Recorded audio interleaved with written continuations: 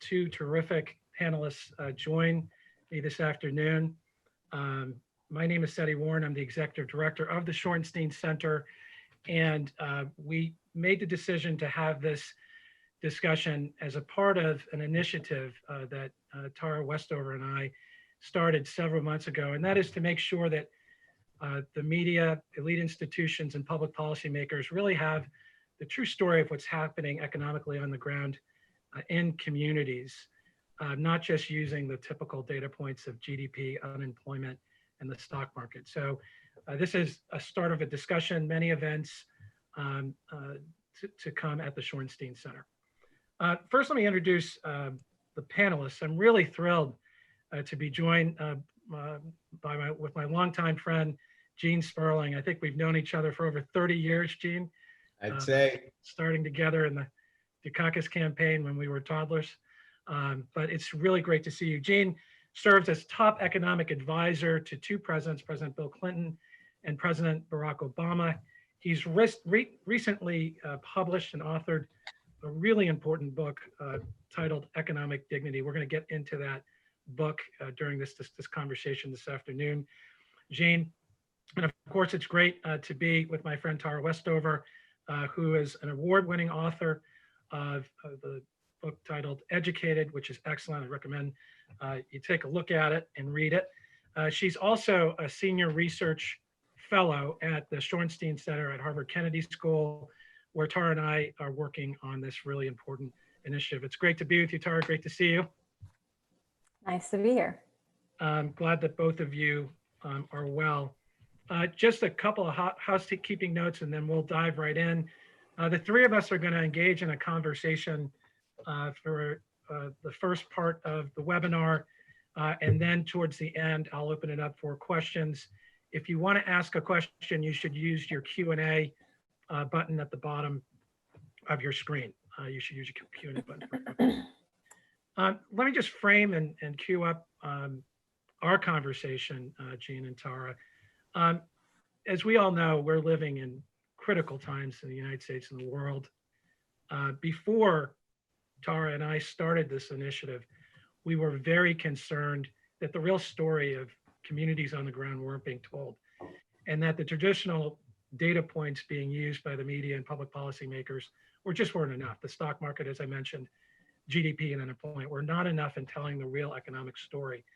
And the growing inequality in many communities, the reality of what's happening in rural America, suburban America, and urban America, much often is misunderstood and is not given the kind of attention that it needs by all those institutions. And it's incredibly important now because local news is going away. The ability for local reporters to cover what's happening in their communities is becoming much more challenging with whole newsrooms being wiped out or really diminished. So you add that to the COVID-19 crisis, which has really shined a huge light on many problems that have already existed around inequality and barriers for opportunity. Within that, the recent events that were shown in live time and in real time, in some cases by iPhones, of the brutal killings of African Americans have also surfaced the issues of racial justice, particularly when it comes to Black people in our country. The very vivid film of George Floyd dying, I think, raised these issues to levels where they hadn't been raised before. All these things had been going on, of course, and of course the structural barriers and structural racial barriers have always existed, but are just starting to be put in front of people in ways that they haven't before. I should note that even as we speak, the funeral services for Rashad Brooks, who was killed in Atlanta, are happening this afternoon. But it goes beyond the police issues and brutality. It really seeps into the inequalities around education and health, jobs and otherwise. So we have a lot to unpack here. We have a lot to discuss. We have a lot to dig into at this moment in time. And again, appreciative of all the participants who are joining us this afternoon. Gene, I want to I want to start with you. To sort of take a snapshot of where we are right now. I've read most of your book, Economic Dignity, and you really, again, are critical of using these metrics that don't capture the picture, as we've discussed, the GDP, the unemployment, and the like, and really digging into the stories of what's happening with people. You also don't subscribe to the notion that somehow we should come up with a metric. It's more than that in your book. And you really are quite vivid about it around different geography, around different races, particularly Black people. You dive into that. So if you could just discuss sort of from an economic standpoint, where we are now in regard to perception versus reality, if you can start us off, Gene. Sure. And Setti, thanks so much for having me. And Tara, thanks so much. This is like a mentorship program where a really great best-selling author tries to mentor and bring along a struggling wannabe. And so it's an excellent combo of programs that you have here. And I'm going to apologize in that this very initial answer, maybe, I'll try to lay out a little bit of the frame. So forgive me if I'm if I give a little bit of background first, but after that, it'll be easier to move forward. When I started writing Economic Dignity, it was obviously before COVID happened. It was before the recent issues, but it's been extremely relevant because the things that have happened have only brought forth and more clear what was already existed within our economy, within our society, things that were not being reflected when you looked at the way people talk about economics.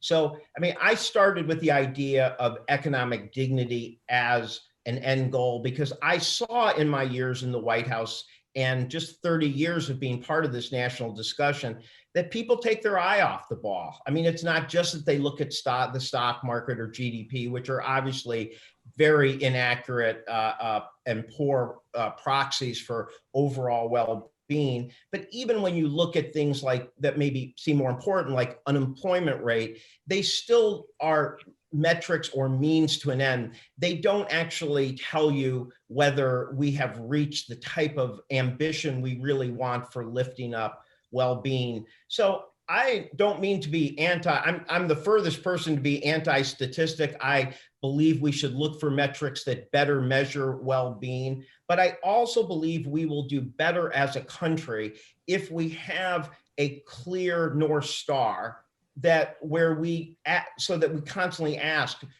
whether those metrics are not just getting better, but are they reaching what is our ambition for a better country? And so I defined economic dignity, that North Star, by 3 pillars. One, whether you are able to not only care for your family, but be there for your family and appreciate what are the most precious and universally meaningful moments of family life and care. Number 2, do you have the capacity to pursue potential and purpose? And do you have first and second chances to do so? And third, are you able to contribute in the economy with respect as opposed to domination and humiliation?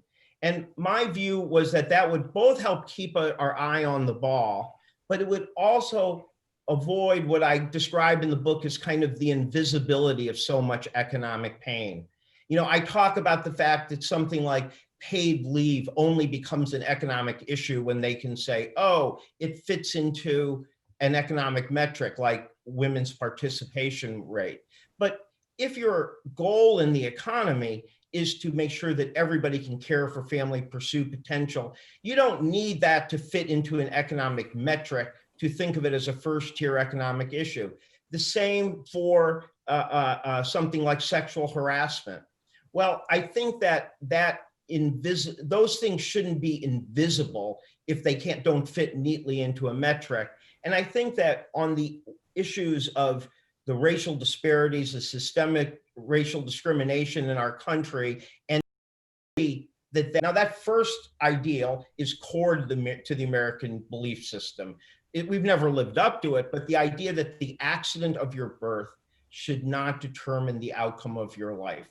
Now, obviously, If you look at slavery, if you look at how we've discriminated in our country, we've never realized it, but that ideal is held virtually across the board. And yet we know that just by the accident of your birth, if you're in a very, very poor African-American family, just by statistically, 4 or 5% of those children will graduate from a four-year college. 60% of those in the most affluent white families are, by the accident of their birth. 70% of Black children born poor will stay poor throughout their entire childhood, which is not necessarily as much the case for other demographic groups. Now, when you then look from that perspective, are we giving people first chances? Well, it opens up quite a lot of different things, and we could spend the whole time talking about that. But a couple that we can see right now is that when you are born into often an upper middle income family, you're born with some things that are often less tangible: support networks, advocacy. Many of us on this call spend an enormous amount of our time working our support networks and our advocacy on behalf of our kids. It makes a huge difference. I always kind of say, if you're kind of an upper middle class white kid, you can do virtually anything wrong. But if you ever get your act together at any point, there's a path forward.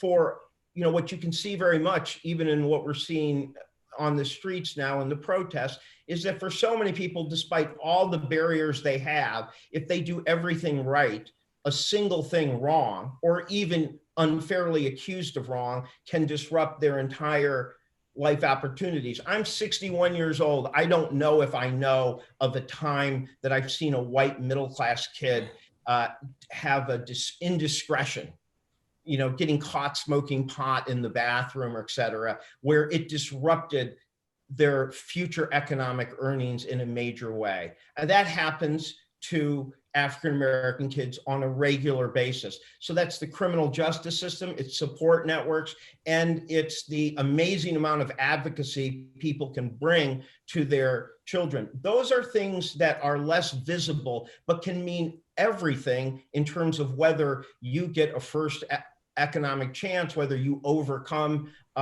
challenges along the way.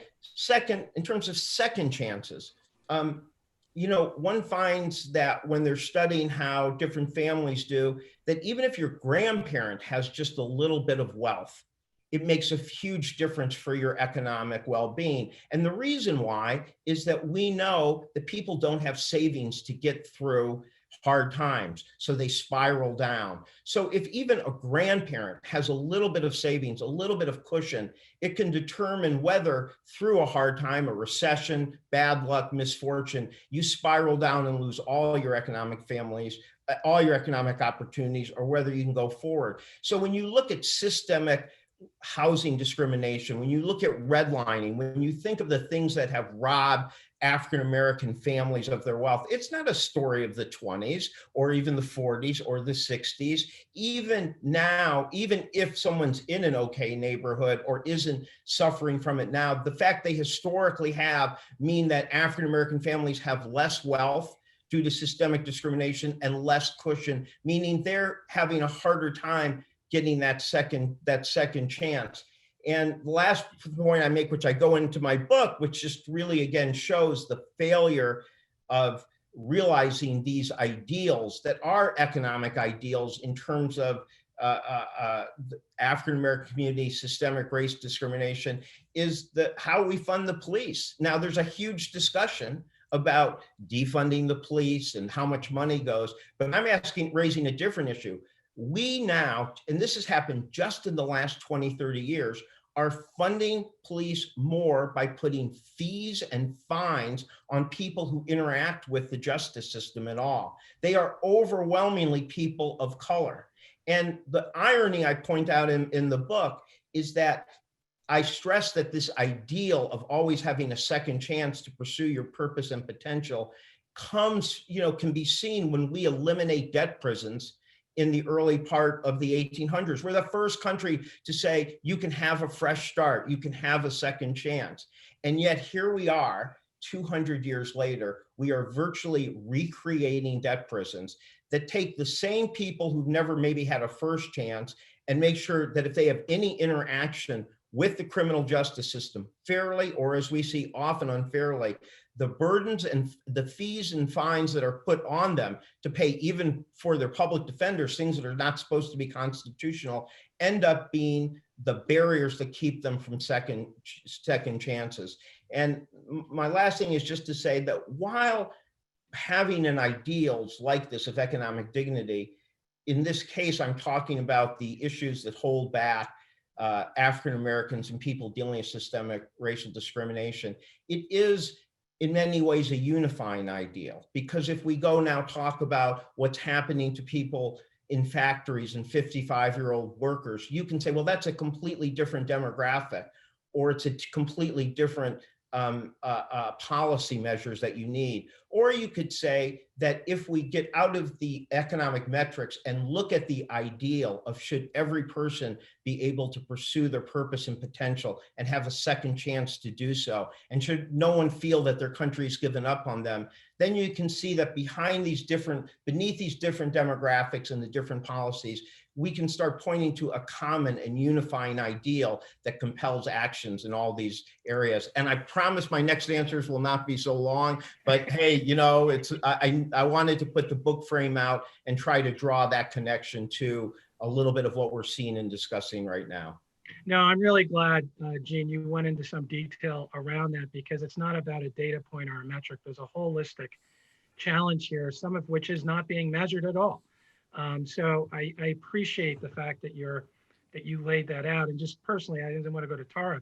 As you were talking, I was thinking about my parents, who both grew up really poor in New York, found their way through college down historically black college, North Carolina A&T, came up here. My dad started a graduate program at Brandeis, and me and my twin sister were born. And my dad could not buy a home in the area of Waltham where Brandeis was because they wouldn't sell to him because we were black.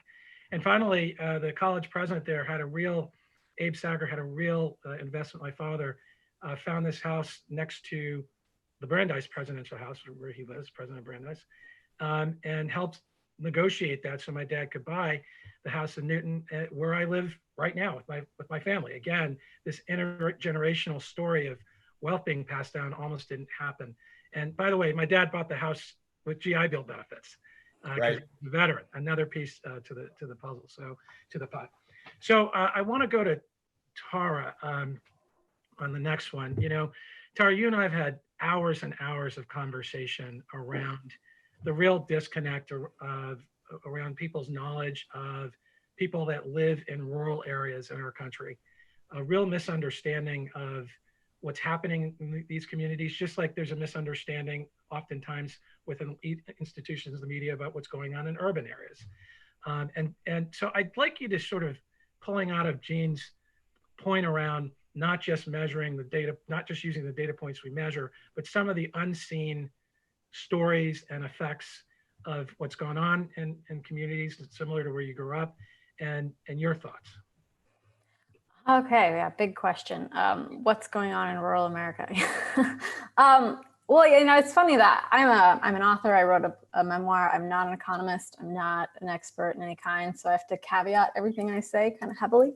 But I did grow up in a rural place. I grew up in southern Idaho in a pretty small town. And I started noticing this even before 2016, which is when I think a lot of people after the election of Donald Trump started wondering what was going on in these places. But I noticed it a little bit before that there was just a real sense of dystopia in some of these places, that you'd walk down the main streets and everything would be closed. And I told the story recently of driving down the main street of the county seat where I grew up.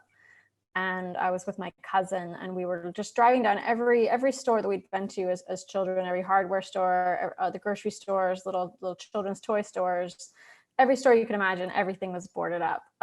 There was, however, another funeral parlor that had been built. It was the only new store that had opened in the town that I'm aware of, which meant that the town now had 2 funeral parlors and 1 grocery store. And you could just do the math on what's happening to that community when you need 1 grocery store, but 2 funeral parlors. And I think you know, what my cousin said to me as we were driving down the road was, she said, you know, it's getting so the only thing there is to do around here is die. And she's not wrong. There's something really, really terrible happening to these places. And I'm not an economist. I don't fully know what it is. I've been trying to read around it. I've been trying to read books by economists and trying to come to terms with what exactly has happened to these places over the last 20 or 30 years. But one of the things that disturbs me is this idea that you don't necessarily see it in the statistics. You can look at how the country is doing, and it has nothing to do with how these people are doing. And I think they feel that. They feel a sense that the fate of their lives has been completely disconnected from the fate of people like us, people on this call who are, you know, educated, skilled workers. We're able to go to university. Are now part of the modern workforce in a way, and we'll be able to participate in the modern economy, and we'll benefit from changes of globalization and changes in technology and all of that. We can all participate in that. And I don't know as though we had this feeling 50 years ago that I imagine it felt more like when the country was doing well, that the workers were doing well. And that seems to be gone now. It seems to somehow be possible that we can pursue policies that are great in the sense that they're good for growth, or the GDP looks good, the stock market does great, but the people are doing badly, or many of the people. And I worry a lot about when you talk about political polarization. I think sometimes we want to focus on just the things that we disagree about, you know, that we disagree on important things. The political parties have different opinions on important things, but I think we should try to remember that it's not just that they have different opinions, they also have very different experiences. And I think a lot of people who are living in places that voted for Trump, whether or not you agree with their decision to elect Donald Trump as president, they are having a completely different experience of the modern economy than most people that we know are having. And for them to feel that their well-being is completely disconnected from our well-being, it's not a perception. In many cases, it's true, or it certainly feels true if you go to those places. So that's something that I'm very concerned about, is this idea that we used to be in it together in a real way. And when the country was doing well, we were all doing well. And I'm very worried about the fact that our partisan divide, it isn't just ideas anymore. It tracks with experience in a real way. And the people who are able to participate and get an education and participate in the modern economy and get paid a decent wage and have health insurance, those people all vote one way. And the people who are largely economically disenfranchised vote the other way. And of course, there are exceptions to that, you know, because the Democratic Party is a huge champion for a lot of other minorities and people who are really structurally disadvantaged. But I'm worried about this urban-rural divide because of the way that the economics looks, and because of where the devastation is occurring, and where these places are really struggling. And I don't agree with the way that they're running their politics. I personally would never have voted for Donald Trump, but I have some understanding of why they felt completely left behind and why they had that level of anger. I do kind of understand that when I go home and see the state of the town. Thank you for that, Tara. And I think I want to sort of focus on something you said and sort of go to Jean on this. And Tara, you're welcome to jump in. You know, historically in the United States, there's been an intentional effort to segregate people by race, by class.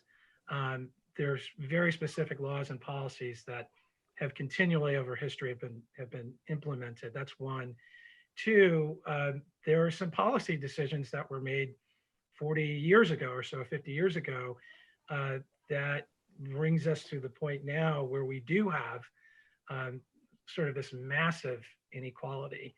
The conflation of both of these, I think, make a very dangerous mix. Then you throw in this terrible, deadly virus, COVID-19, into the mix. So I guess a couple of questions. One, acknowledging we probably spent an hour on the policy decisions, but there have been policy laws, rules put in place to do these things. Plus with COVID, where do you find, when you look at urban America, rural America, and the divide, where do you find things are at this moment, particularly with COVID? Because, and I want to get into COVID a little bit, because we're seeing huge disparities with COVID in place that actually again, highlight the segregation and just the inequality. So Jane, could you talk a little bit about that? Well, I think going to, Tara's, very good point is that sometimes when we talk about what's wrong with economic metrics, there's a sense that, well, if you just chose the right one, or if you just improve. So for example, it's not hard to criticize GDP. GDP tells you how the country as a whole is doing. I could tell you that Tara and I each average selling hundreds of thousands of books, which would be true on average, but it wouldn't really give you a sense of the distribution of who's actually selling books and not. And of course, GDP says nothing about opportunity, equality, et cetera. But then, and the stock market, as we see, is even worse. And we see the stock market rising amidst 20% unemployment.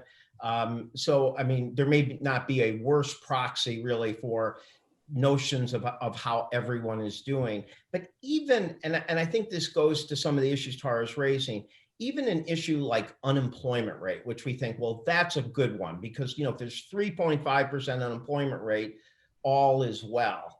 But I think that one of the things we've missed in our economic analysis by focusing just on things like median income or what is the unemployment rate is that we don't realize that a lot of what destroys people's sense of economic dignity is their inability to feel that they can care for their family through a downfall, through a downward cycle. Number one. Number two, I think we ignore place. We don't think about, we look at overall averages. We don't think about what happens to particular communities, whether they're, rural or urban, where there are, again, failures of support system or opportunities that may not show up in the unemployment rate at a particular time, but show up in the degree that a person feels a sense of hope about the future, that they see a path, that they think that they're sharing in the economic prosperity. Now, in some ways, COVID really brought this to the forefront with the essential workers, because people were like, oh, it's 3.5% unemployment, things were good. But somehow when we started celebrating particular workers like nursing assistants or frontline workers, people had to take a deeper look and say, wow, that person is working. They're working even full time, but they're putting their life on their line to save our family. They're an essential worker, either because they're working in a meatpacking industry or they're on the front lines nursing wise. But then we hear, well, that nurse who's putting their life on the line for our family couldn't take a day of paid sick leave for their family. They couldn't, that less than 1 in 10 people who care for people's children could take a paid week off to care for their own children. And it's forced us in a sense to, and my point I've made is, remember, these things were all true at 3.5% employment. They didn't really tell much of a story about what the sense of dignity and hope and aspiration and ability to actually care and be there for your family. And then I think, but this issue of kind of place and how we deal with falls, I think is very central to the dignity story that is not told in the economic numbers. There is no country of the industrialized countries where losing your jobs or a factory closing or a closing in your area is as devastating as it is in the United States. It's just true. You cannot just lose your job for a while and stretch things. You can lose your house, your spouse, your health. Your community can be on a downward spiral that brings people down. And this is all invisible in national economic statistics. Now, if you had a standard that said, we believe that economic policy should ensure that there is a sphere of economic dignity that should not be trampled on for anyone, then you would look and say, wow, globalization and automation might be helping our productivity numbers. They might be, raising GDP or making prices a little more efficient. But they are actually destroying particular communities they are destroying hope in particular communities and for people. And so we neither have the help for the communities to stop the downward spirals or to help those people. Now, if you had a dignity standard, then you wouldn't say, well, you know, it's 3.5%, but hey, you know, sure, not everybody benefits. You'd say that is unacceptable. That is unacceptable. And we shouldn't go forward with the next trade agreement, or we shouldn't be passive about the next form of automation unless we have a strategy to ensure that some people in our country are not going to pay all the costs. And I think, you know, James Carville has a line that perhaps goes to some of that anger people might feel, which is, he said once, he goes, I wonder how a trade agreement would do in Washington, D.C. if the analysis was, it will be good for the country as a whole. It will raise jobs and incomes as a whole, but no professional in DC will be able to get their child into the top 4 private schools of their choice. And his view was something like that would make everybody say, well, hold it, stop. That would really hurt me, of course, in a way that's not really essential to their lives. And yet somehow the fact that certain communities are cut off of opportunity and hope becomes kind of just, well, you know, you hear the expression winners and losers. There's not much you can do. And I think one of the things that's happened policy-wise, which I think is very positive now, and I think is, you know, I think you've seen Elizabeth Warren and other people talk about this, is we don't have to be so passive. We don't have to say there's nothing we can do. The federal government can have a procurement strategy, an investment strategy, smart industrial strategy, where we say, hey, trends right now might be okay for the general economy, but they're going to cause devastation in particular areas. And so because we care about the dignity of all our workers, we're going to have a strategy for where we're doing infrastructure, where we're putting the next plant, where we're giving resources, because we don't care just about the general unemployment rate or the general GDP rate, but we're not happy as a country if we're not protecting the hope and economic dignity of both people and places. I wanted to comment on that really quickly, which is just say, I think sometimes maybe we fall into the trap of thinking of ourselves and of other people and of doing all of these calculations only from the perspective of consumers.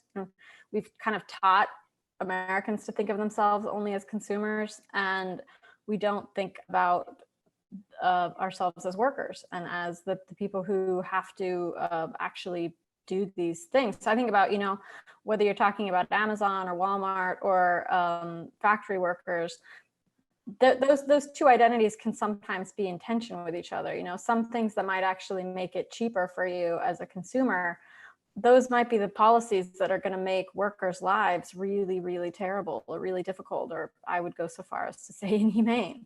And it's worth noting that we are both of those things. And it's worth thinking about, like, do we actually want to be a country of consumers only? Do we want to make choices about our lives thinking of ourselves only as consumers? Because I think most people would agree, if you're talking about dignity and respect, that ability to contribute and produce is pretty important. And so the terms that we set for people to contribute, whatever that is, whether you're a caretaker, whether you're a plumber, whether you're an electrician, I couldn't agree more with what Jean said about essential workers. And I think that there has been a bit of a, I would maybe say, condescension or looking down on people who don't have college degrees. My aunt called me the other day and she wanted to talk about Black Lives Matter, my aunt in Idaho. And she said probably 8 times that she couldn't really have an opinion about it. She wasn't allowed to have an opinion. And I said, you mean because you're white? I thought maybe she'd heard something like that. And she said, no, because I didn't go to college and I know I shouldn't really have an opinion about things. I never went to college. And I thought she's really internalized this message. You know, she really kind of believes, and there have been studies that have shown this, that we have such, I think, a degree of just disrespect towards people who didn't have the opportunity, and I would say the privilege, to get a college degree, because it is a privilege, and increasingly it's really only available to people of means. I mean, it tracks almost perfectly with wealth. And so the idea that we would be judging people or telling people they shouldn't participate or participate equally in the democratic process because they don't have a college degree seems particularly upsetting when it tracks so well with wealth. But I guess I would just say there's a fundamental lack of respect or even just regard for some of these professions that I think is a part of the experience of losing that dignity that you're talking about, and part of the anger that I think you're seeing from some of rural areas, some of working class people in particular. It's a sense that their contribution doesn't matter, or that it's not respected, or they're not taken seriously. And I think if there has been one good thing in COVID, I think it might be that. A friend of mine ordered delivery about a week into the pandemic, and I noticed he added a 50% tip to his delivery order. And he said, anybody who's out delivering curry in a pandemic, like, they've earned their money.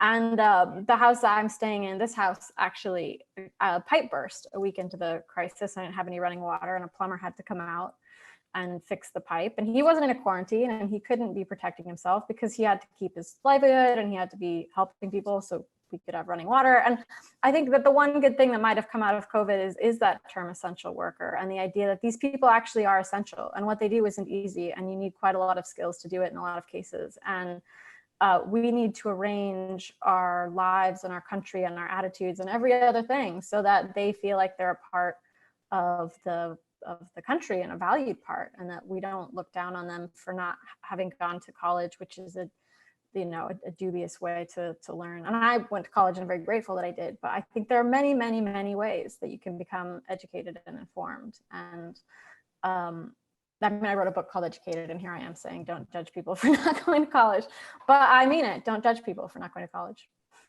So can I, one of the things I just wanted to follow up on two different things you said. One is, as I've talked about economic dignity, I have pointed to Martin Luther King's speech in 1968 at the Memphis sanitation workers strike, where he is speaking to, it's an all-Black men who are the janitors there, and two of them, there was a George Floyd moment there too. Two of them, 30 Eckel Cole and Walker, they were 30, 36. They were crushed to death by a truck that everybody knew was defective and wouldn't fix. And then they wouldn't provide compensation for their family. And when King comes down, it's a very famous speech. But he says two things there. I mean, he's known for the line there, all labor has dignity. But literally the line that leads up to that is he says, someday our nation will come to recognize that the sanitation worker is as essential to our health and well-being as the physician, because we would not have safe health without them. And I do feel that was kind of an ideal. But I think, as Tara said, this is kind of that moment where people have actually said, wow, that farm worker, like, we couldn't be eating. I mean, somehow it's made us realize all these things that were already essential. We couldn't eat without farm workers. Half of them don't have health care. We can't, many people can't work without somebody helping them with their children, and they have no support for their children. The meat workers are among the worst treated workers, often rural, but often, heavily African-American in our country. So I do think this is that moment where I think people have realized that. But the second part of King's statement there was, he says, but what good is it to win the right to sit at an integrated lunch counter if you can't afford to buy a meal for your family? And so there's a little bit of the applause, and it is good to see the tips, but the real moment for us is going to be, is this a teaching moment? Does this lead to a moment where we say, it's not good enough just to me that person's working, they should be able to care for their own family. They should be able to have paid leave. They should be able to have health care. So I'm hoping this is that moment, but it is interesting that may be the positive of COVID. Yeah. Second point that you made, you really did veer right into the economics of it, because I think what is so wrong and kind of anti-dignity is that, you talked about the consumer. Well, we call it consumer welfare. That's actually the name of the brand of economics. And it starts with, is it kind of helping overall welfare, meaning overall prices as consumer? And then the issues of devastation and hope and jobs is kind of a secondary issue that people never get to.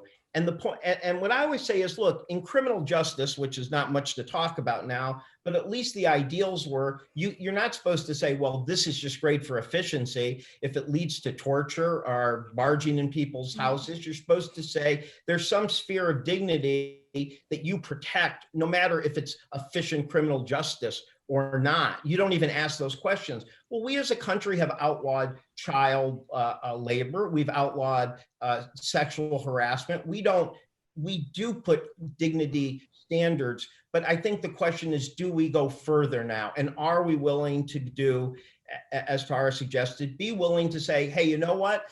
I'm okay if the Amazon deliver comes to me in 48 hours as opposed to 12 hours, if it means that a person will not be treated in this micro efficiency way that is basically inhuman.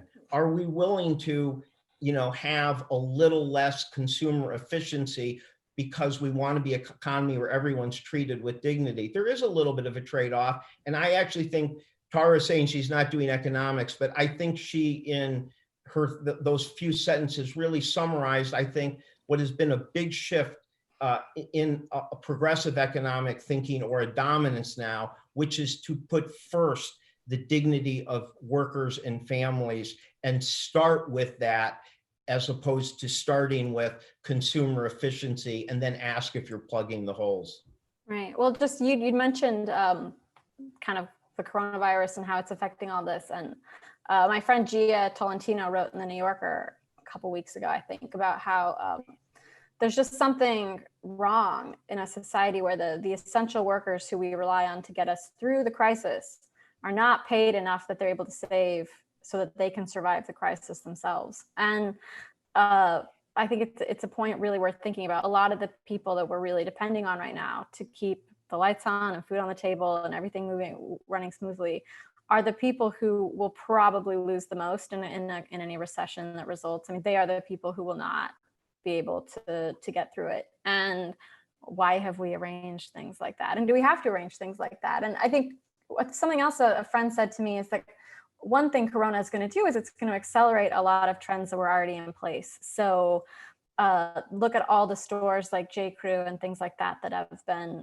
taken out by coronavirus, and everyone is shopping on Amazon. These are trends that were happening before. Main streets were closing and everyone was shopping online, but now everyone is seriously shopping online. And what is that world going to look like when we have a couple massive companies that kind of own everything and run everything? And we might have to accelerate our response to some of these things and thinking about how we want to go about protecting workers, making the world somewhere you actually want to live in, and not just somewhere that you can buy, a really cheap, I don't know what are the cheap things people want, but like cheap sunscreen or something. So that's what I'm buying these days. But I also was thinking, Setti, do you remember who were we talking to who was talking to us about the difference between vertical and horizontal equality? Do you remember who that was? I was thinking about that. We had a lot of conversations, but I was thinking about it, especially with the Black Lives Matter movement, and thinking about racial justice and what would it mean to take seriously the plight of minorities. And what he said to us was this interesting thing where he said there's the steps you take to address vertical inequality, right? Which is, you say, well, the rungs of the ladder are very far apart. What we really want to do is make sure that everyone is equally represented at all the various stages of inequity. So we want an equal number of women at the top, and we want equal number of African Americans and Native Americans and Latinos. We want everybody represented. And I think that's an easier thing to focus on. And I think that's important because the people at the top make important decisions. So I wouldn't say we should forget about that. But I think it's easy to focus only on that as a way to not think about horizontal equality, which is to say, what does it mean to have a society where people can move around and that you have mobility and that the rungs are not so far apart that it becomes sclerotic and you lose social mobility? And so to actually think about, wait, why is it that somebody born on the bottom has almost no chance? Instead of making sure that we're equally distributed and that we have equal numbers of everybody represented at all the various tiers, what would it mean to think about making it so that there is enough structural equity and enough opportunity, enough of a safety net that people can be able to climb and do well and have a basic standard of life and dignity and happiness, no matter what part of the ladder that they're on. And that's just something I've been thinking about, because I think sometimes with online, it's a lot easier to focus on vertical inequality. It's a lot easier to just say, well, we want equal numbers of men and women and racial groups on the boards of these companies. And that's important, but that's almost the easy part. And then the hard part is the system itself. And how do we create a world where people can get enough of an education, enough healthcare, that they can move around? Look, I Thanks, Tara. I feel like I wrote my book, very much to make, to try to make that point, which is to, you have to start with asking yourself, and this goes to, your aunt calling, there's a lot of people who feel like, well, they can't talk about economics. It's too complicated.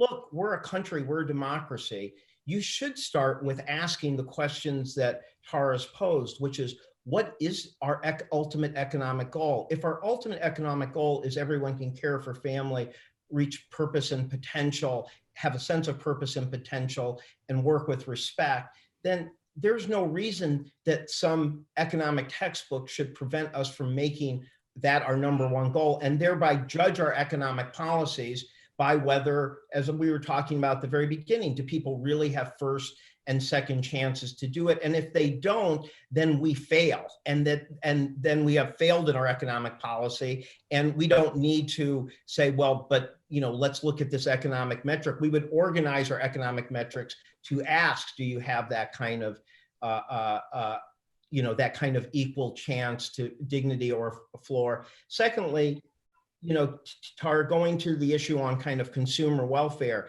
I think this issue on antitrust is huge right now. Here you have a profession where people have said, oh no, it's all about kind of consumer price. And you're almost kind of told, well, geez, I would actually, if somebody thinks, I would actually like a country with more independent bookstores. I'd like a country where more people could have the dignity of being their boss. You're kind of told you're economically illiterate because it is the consumer price that's dominant.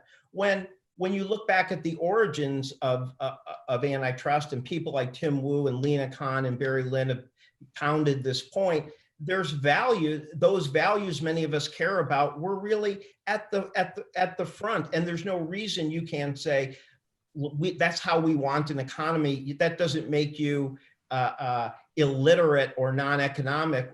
The economy should serve in a democracy what we think is the ultimate ideal. And if that's a more dignity standard and slightly less based on nationwide efficiency, then that is a choice we should willingly make. And I think, again, people are silenced from feeling that way. Even at my level, I'm scared, you got to be nervous writing a book when you talk about values, because people will come back and say, well, what's your exact metric? What's your exact, where do you see that in GDP? As if it's improper to ask the question, what is the ultimate end goal and of economic policy, and then answer that it has to do more with ensuring individual dignity for all people than it does a particular consumer efficiency aspiration.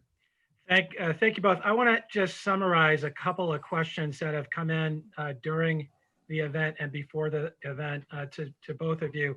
One is, and it sort of goes to the very beginning of our discussion. And of course, I'm asking two non-journalists this question. I'm acknowledging that. How do we actually get the media up to speed around this issue? How do we do trainings? How do we get them to think about their writings differently?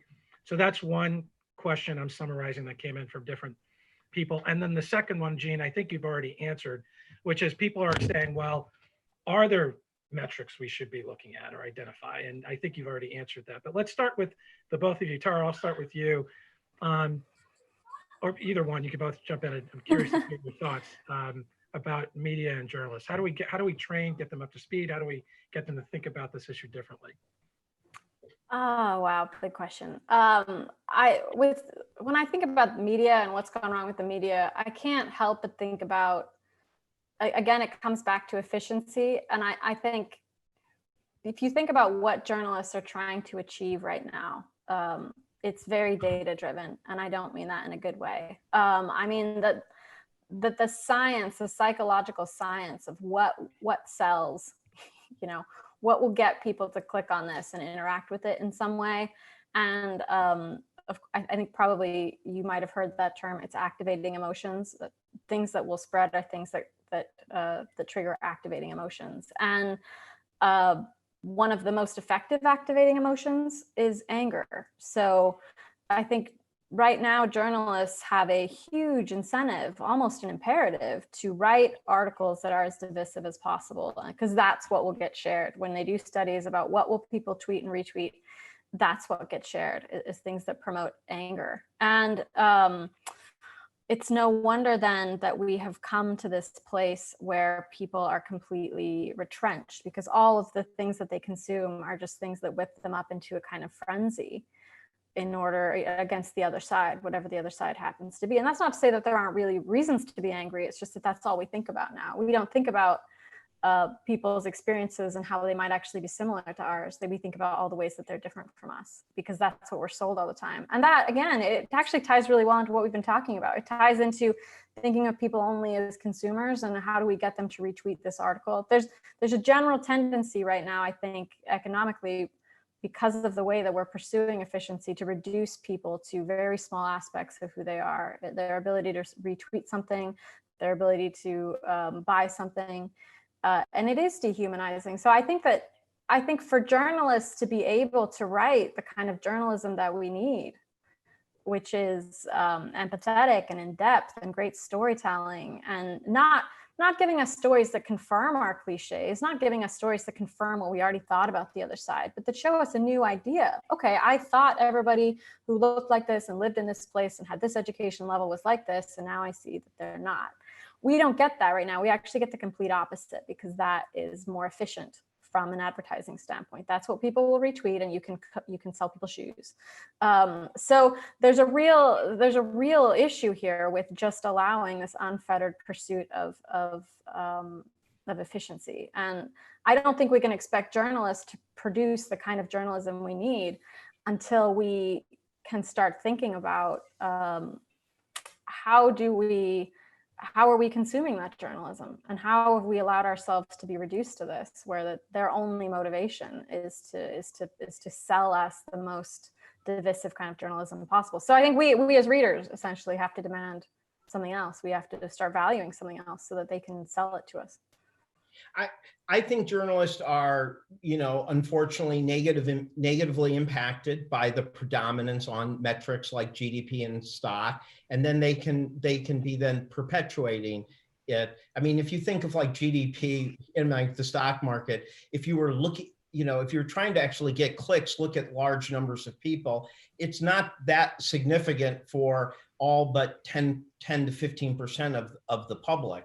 And yet that kind of dominates news, dominates reporting, GDP. I think what journalism can do so specially is actually look into those issues of I don't know whether you were calling it vertical integration or et cetera, but like the things that actually do affect economic dignity. Now, sometimes it's been nonprofits. We talk about the meat workers now. I mean, there was a great expose by groups like NELP and Oxfam, where they showed that when you went to 175 birds per minute in poultry units, many of the workers had to wear diapers because they didn't have time to go to a bathroom break.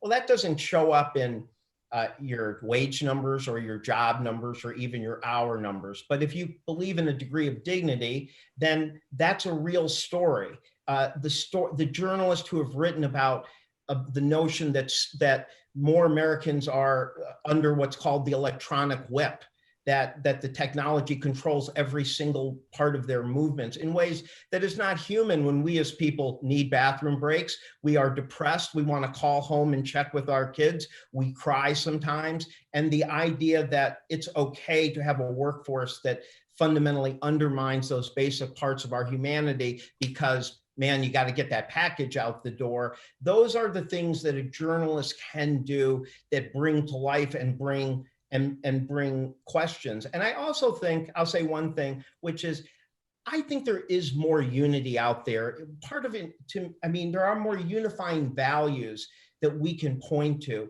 So in other words, the experiences that Tara talks about are in some ways very different in terms of loss of dignity or opportunity than perhaps what a young African-American dealing with a racist police force or a very segregated housing deal with.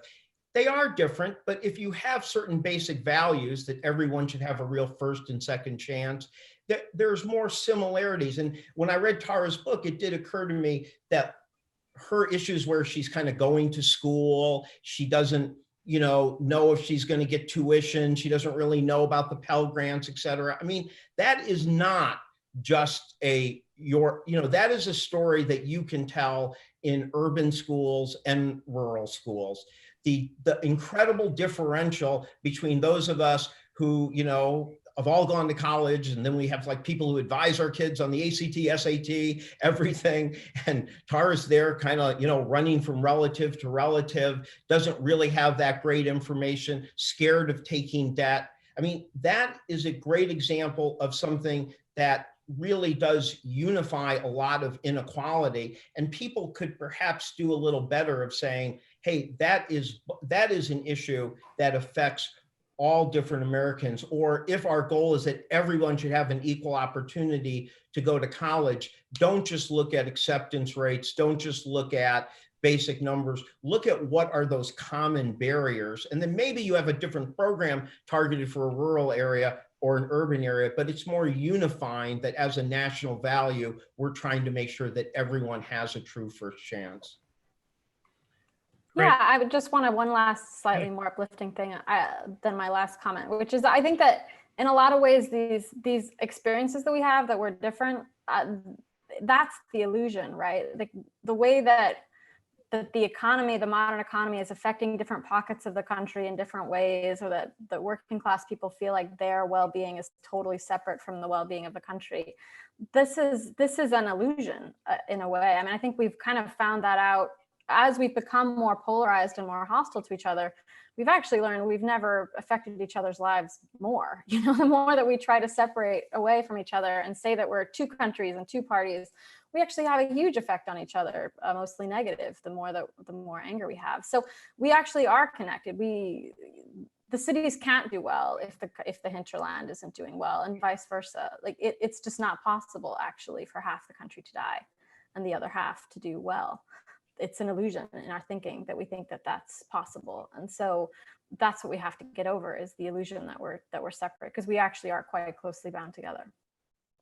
Jane, do you have any final thoughts? Thank you, Tara, before we wrap up. No, I just would leave with kind of the idea of like what we can do. And I think one thing that's been good in this conversation is we've talked a little bit about how each of us, as our role as consumers, can elevate and decide that we care more about the quality of jobs, the quality of dignity, how people are treated.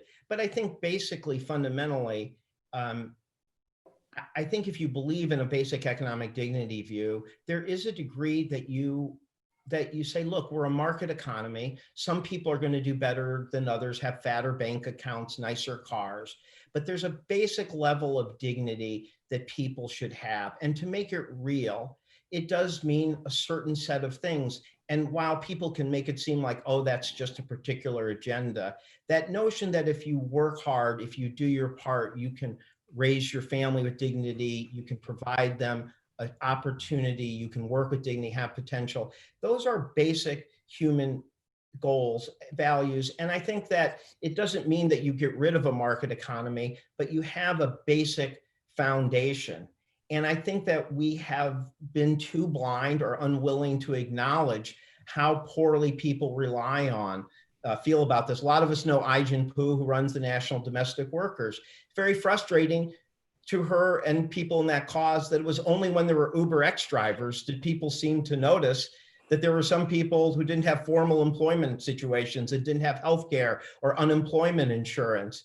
And then suddenly it takes yuppies being focused on Uber, I have to say, to suddenly notice that there were a whole generation of pre-gig workers. And so I think that value, I quote in my book Teddy Roosevelt, I quote my book Adam Smith, all saying that the basic foundation of a market economy morality must be on a basic floor, that the people, everyone is both essential and should be treated as essential. Everybody has value and dignity and should be treated with that. So to say that whether you're in a poor rural part or a poor urban part, or you're somebody just falling on hard times, that there's a basic minimum wage that's a living wage, that you have basic health care and ability to care for your loved ones. That to me is not a list of programs. That is just fulfilling an ideal that of economic dignity that is completely in our power, completely affordable,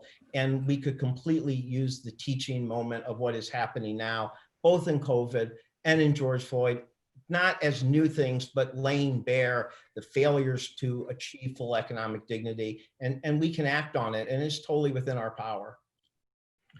Well, Gene, thank you for that. And Tara, thank you so much to both of you for a really deep, rich discussion and conversation about the complexities of the world we're facing and what's really happening, the real stories of people around the country.